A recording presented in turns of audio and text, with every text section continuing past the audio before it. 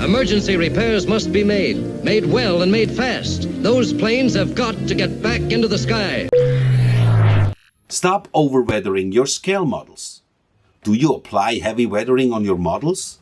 Now, unless you're planning to build a particular diorama with an abandoned aircraft or vehicle or something, I suggest you maybe should stop doing this.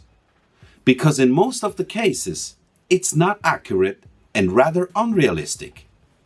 They were ground crews, mechanics, supporting units, and I always felt like there is kind of a gap between the look of some of or many of the models these days and pictures and videos of the real ones, of the real aircraft, of the real vehicles. Now, I know there are plenty of great weathering products out there, and I'm not saying you should stop using them, but just start using them the right way. Now, instead of applying a heavy weathering layer, you should maybe apply subtle weathering layers instead, because less will have the bigger impact. Be more selective to achieve a more convincing and realistic looking model. We got this. First of all, I probably should mention that, nothing against heavy weathering in general. If you're the guy who has the skills, the experience, and most of all, the patience to apply heavy weathering each and every time, you do you. That's great. Nothing against that. This video is most probably not for you, but this video is for people who are like I was, because I saw pictures of weathered models, and that's what really catched me, and I wanted to imitate that. But of course, in my head, those pictures, I was always exaggerating, and I kept over-weathering each and every time.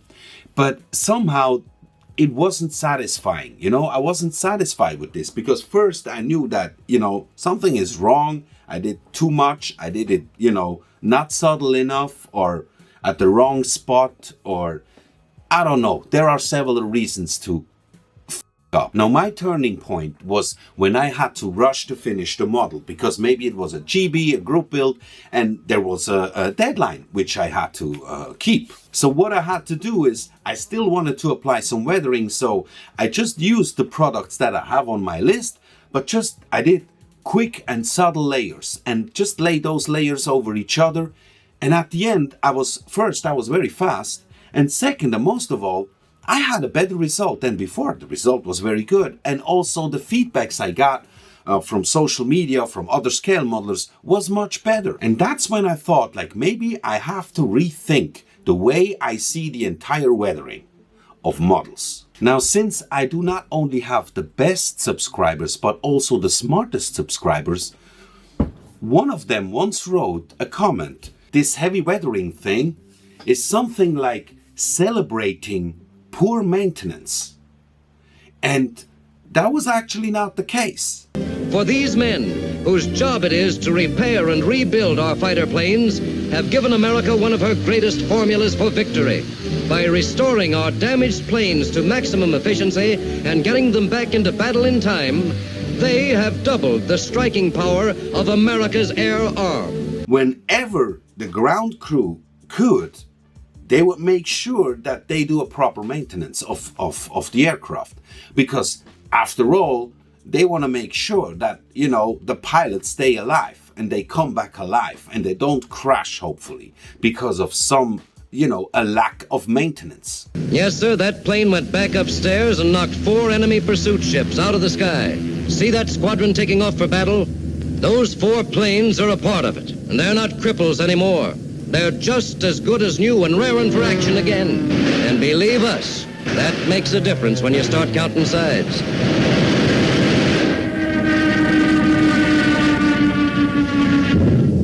Also, recently read in a book that, for instance, the Swiss Air Force, when they captivate an aircraft, or an aircraft had to do an emergency landing or something like that, as soon as it landed on an airport, a military airport or something, they would repaint it and give it the Swiss marking. There is also a difference between a used look, and a heavy weathered. It's a completely different thing.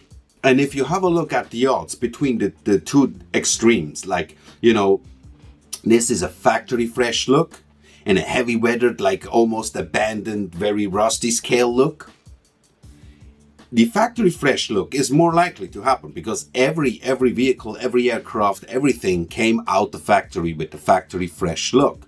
But not every vehicle or aircraft was heavy weathered. And there is also a psychological aspect of why you should maybe not, you know, spend too much time with over-weathering. But let me get to this later. First, I mentioned before that I came back to my male, as a adult scale modeling journey because of weathering. And I can show you exactly what it was that has, you know, that draw me in. Here, look at this. This is a kit of Revell, the Fokker DR1. This is the very first kit that I bought as an adult, okay? And I bought it because I saw this picture at the back.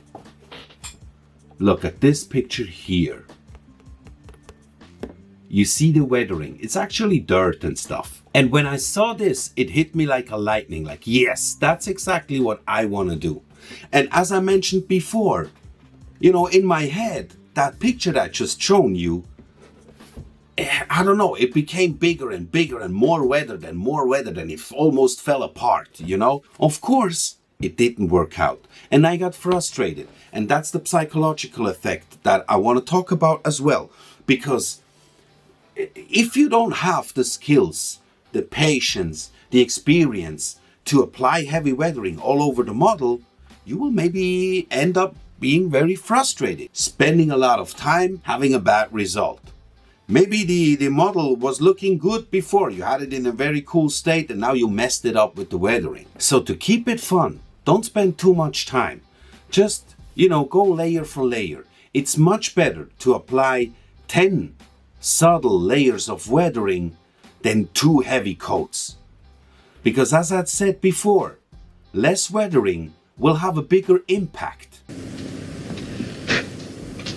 We'll get them ready, all right? So you do selective weathering at dedicated spots. It's not actually about where you apply weathering, it's more about where you don't. Because the clean areas will give the contrast to the weathered areas. And that will join together and create a much more convincing look. Once you start applying like layers of heavy weathering, you need to go all the way through. Like you cannot just apply at a certain area heavy weathering and leave the rest factory fresh. That will look very strange. Also, like if you cover the surface of your model with a certain effect, you also have to include the decals. Because if you apply the decals over it or if you leave them out, they will just shine and it will look unrealistic. Once you start to go a certain route, you have to go it all the way. So in my opinion, not enough weathering is usually better than over-weathered. And also remember, you can always come back to the model and do some more weathering effects. That's always the possibility. Now, of course, I would love to know what is your opinion. Are you a heavy weathering guy or are you just a subtle weathering guy? What do you prefer? What is your opinion? Please let me know in the comment section.